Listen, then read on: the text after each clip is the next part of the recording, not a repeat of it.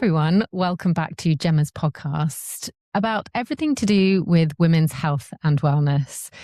You have joined me for yet another session where we're going to talk about some of the questions that come up when we are talking about breath work. And I want to talk about the word healing. Because as somebody who has spent pretty much all of her adult life looking for ways to fix myself, I shared a while ago that my entry into the wellness space came from a place when I was trying to get pregnant for years and years, and I suffered with infertility, unexplained infertility. And I went down every single rabbit hole looking for ways to get pregnant and looking for reasons that would kind of validate why it wasn't happening, what was wrong with my body. I tried reflexology, I tried hypnotherapy, I tried acupuncture, I tried a vegan diet, I tried a dairy-free, I went, gluten-free. You name it, guys, I did it. And I think I probably, if I'm totally honest, found breathwork because, well, I know exactly why I found breathwork. I was someone who struggled really badly, and I still do, with anxiety. And I was looking for a magic button. I was looking for a panic button, essentially, that would help me to not feel the horrible, panicky, anxiety feelings that I was feeling. And breathwork actually worked really, really well. I was really struggling with some health anxiety. I tried a couple of rounds of box breathing, and before I knew it, I was already feeling just so much calmer, so much more regulated. And in that moment, I realized I needed to go and explore a little bit more, maybe to heal myself. But what I have learned about the word healing is that we have to be very careful when we talk about this as breathwork facilitators. I think there can be a problem with some facilitators positioning themselves as healers.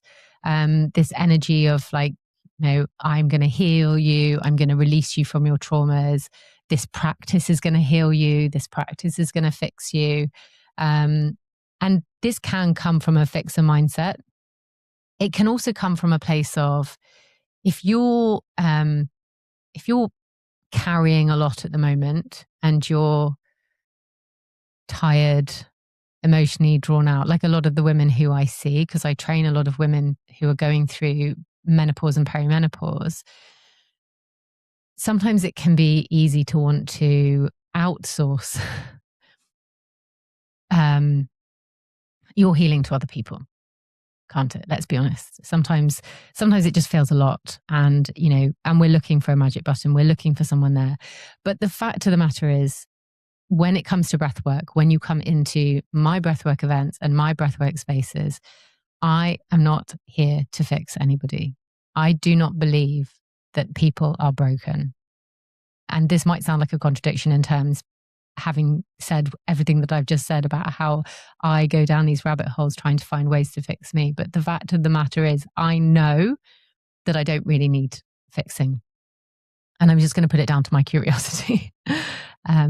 But I do believe we're all just responding to life. And in these sessions, my role as a facilitator is to facilitate that self-connection, that connection with the breath, the connection with the body, and certainly not sell myself or breathwork as a solution. And whilst I'm covering this, I just really want to talk about, how I think we need to be responsible as space holders in these spaces, because people have lives to go back to as well, children's jobs, relationships, and real work. And if we create these breathwork spaces where big experiences are setting the tone, even subtly, without enough consideration for what happens afterwards, then it can be a lot for somebody to carry. And this is another reason why I think that as facilitators and space holders, we need to be very considerate and very responsible about what we invite people into. with my Just Breathe events, I will only allow a maximum of 20 people.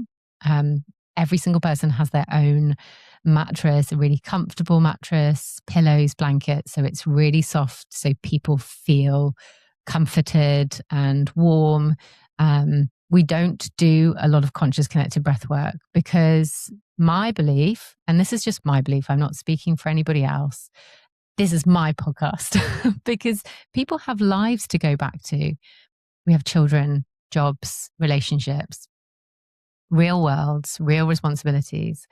And if we create breathwork spaces where the big experience is the thing that's setting the tone, even subtly, without enough consideration for what is happening afterwards, that can be a lot for people to carry. And I've been that person who's kind of walked wobbly out of a breathwork session. I've also been the person who's felt a lot of shame for containing experience, and for not taking myself to that edge of freedom. But I've been that person who's also cracked open in a session, and then sent home with no tools for integration for what comes up.